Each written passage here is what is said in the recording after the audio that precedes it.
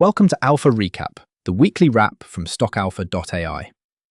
Today we run through the major themes from our Alpha research pieces for July 5th and 6th. AI momentum, valuation crosswinds, and the execution risk that tied them all together. As always, if you have questions, you can reach us at stockalpha.ai. Thanks for having me. There's a lot to unpack this week, from chip dominance to biotech catalysts, and a few interesting mid-cap stories where execution really matters. Let's start broad.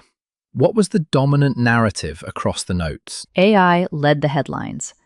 Companies that can show a clear revenue link to AI, whether hardware, software, or services, got the benefit of the doubt. But what really stands out here is that narrative leadership didn't always equal durable economics. Right, so in plain English, headlines help sentiment, but the market wanted proof in the numbers. Exactly. Investors rewarded demonstrable monetization, recurring higher margin revenue, not just product announcements. Okay, let's go through some of the key companies and what the research noted, starting with the big AI infrastructure story. NVIDIA was the clear big winner. The note reinforced that NVIDIA captured the lion's share of incremental AI compute spending. The price snapshot used in the research was about $195 and a price-to-earnings ratio of roughly 30. Exceptional margins and cash give them optionality to invest in software and partnerships. So markets closed up for AI names. We saw gains in AI-exposed names, yes. But analysts also flagged valuation tension. A lot is priced in for many of these leaders. So, what really stands out here is how scarce GPU supply and hyperscaler spending gave NVIDIA structural leverage. Hardware scarcity versus software players needing to show revenue stickiness. Let's pivot to software and services. Globant was an interesting call. Smaller company, AI native offerings, but execution questions. Walk us through that. Globant was trading around $32, with a market cap of about $1.4 billion in the note. The story is attractive. AI-native products, like Claude-powered AI pods, could command higher value engagements. But historical volatility, pressure on operating margins, and a downgrade from a notable bank left analysts neutral. Upside, the note said, was conditional on margin stabilization and bookings converting into higher margin work. So a classic discounted AI play that needs proof of execution. Yes, when you step back and look at this, the market's basically saying, show us the margin lift. Splunk got a different kind of flag. Data gaps. Tell us why that matters. Splunk was quoted at about $157 in the research, but crucial disclosure gaps prevented a full quantitative valuation. The analysts recommended scenario-based diligence. Build best, base, and downside models, and lean heavily on customer metrics and management commentary until the data is complete. It's a reminder that opacity increases uncertainty and widens target ranges. Short reaction. Let's talk identity and communications. Okta and Twilio. Okta, sitting near $141, was trading close to a yearly high. Analysts liked the revenue momentum, improving profitability, and a stronger balance sheet. But competition is fierce, and the multiple is premium. So upside hinged on product integrations actually driving higher margin revenue.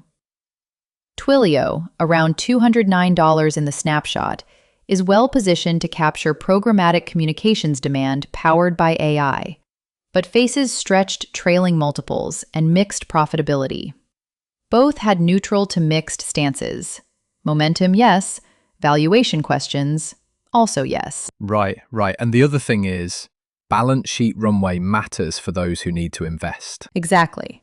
Which connects to Bill Holdings, an under-the-radar positive in the notes. Tell us about Bill. Bill was trading about $40 with a forward price-to-earnings ratio of roughly 12. Analysts noted positive earnings estimate revisions, sizable cash balances, and improving operating cash flow. The research tilted bullish, the view being that steady cash generation and reasonable forward valuation made it less crowded compared with hypergrowth names. Short reaction. Yeah, that tracks. DocuSign was another interesting case. Margin gains from cost cuts, but top line still mixed. How did analysts view that? DocuSign was around $46, with a market cap near $8.7 billion. Cost actions improved margins, which bought management time, but subscription trends were still patchy. Analysts sat on hold, while mean targets implied about 30% upside, a signal that profitability can buy runway, but revenue recovery remains necessary for re-rating. Let's clear our throats for biotech now. Regulatory wins were a big theme this week. Absolutely. Vertex was front and center. What happened with Vertex? Vertex saw an expansion in Casgevy labeling to children aged 2 and up. The stock was near $528 in the note. That label change materially expanded the addressable population, and therefore the revenue runway. Analysts called it a tangible regulatory catalyst that improved cash flow runway assumptions and underwrote R&D optionality. There are still manufacturing and reimbursement risks to watch, but the stance was constructive. Short reaction. Honestly, I was a bit surprised by this one. And Eli Lilly, that GLP-1 momentum showed up again in the notes. The research cited first quarter 2026 revenue of about $19.8 billion, up roughly 55% year over year. Lilly's position in the GLP-1 and tirzepatide market is a major growth engine. Analysts were bullish overall, but they flagged growing competition and the high valuation. Good. Let's touch on Intuitive Surgical and Danaher briefly. Both were examples of valuation crossroads. Intuitive Surgical, at about $426, with a price-to-earnings ratio north of 50, showed rapid adoption of the Da Vinci 5 system, but softer forward procedure guidance. Analysts were neutral, high multiple baked-in growth, and any execution slip could compress the rating. Danaher completed a roughly $9.9 billion acquisition of Masimo and traded near $198. The deal expands diagnostics exposure, but near-term EPS growth looks low single-digit, and integration execution is the central risk. Tesla was on the list too. Valuation reset meets execution uncertainty. Quick take? Tesla had pulled back to about $393 in the snapshot. Strengths include scale and cash resources, and long-term franchises like robotaxi and robotics. Near-term pressures were shrinking margins and mixed profitability, so analysts were neutral. Outcomes look wide and hinge on 2026 execution. A lot of cross-cutting themes came through in the synthesis. What were the main patterns analysts highlighted? There were 5 big patterns. 1. AI is the unifying narrative, but with heterogeneous economics. Hardware has different dynamics than enterprise software. 2. Premium multiples are concentrated in leaders, and execution is the arbiter. Misguidance and multiples compress quickly. 3. Cash strength and M&A are strategic differentiators. 4. Regulatory and clinical catalysts in biotech can create asymmetric upside. And 5. Data availability, or lack of it, meaningfully shapes analytical confidence. Good summary. On the data point about Splunk, the methodological note about scenario modeling was interesting. Yes. When public data are incomplete, the research leaned toward best, base, and downside scenarios, and placed higher weight on primary source signals like customer wins, product cadence, and management commentary. It's a practical discipline that reduces false precision. Let me ask you about margins. Analysts repeatedly pointed to margin expansion as the lever for re-rating. Why is that so central now? Margins matter because with elevated multiples, future expectations are embedded in the price. If a company can show margin expansion, either through operating leverage, higher margin product mixes, or cost actions, it validates a higher valuation. Conversely, margin compression makes premium multiples untenable. So margin per customer uplift from AI features or cost-driven margin gains are concrete signals the market looks for. We've used the word execution a lot.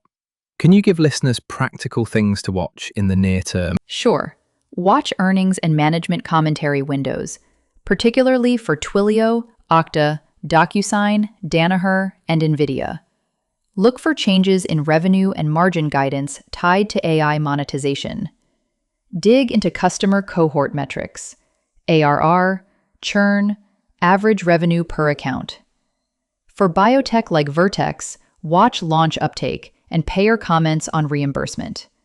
And for deals like Danaher Massimo, monitor integration milestones and reported synergies. So tactically, scenario analysis, customer cohorts, and near-term guidance movements. Exactly.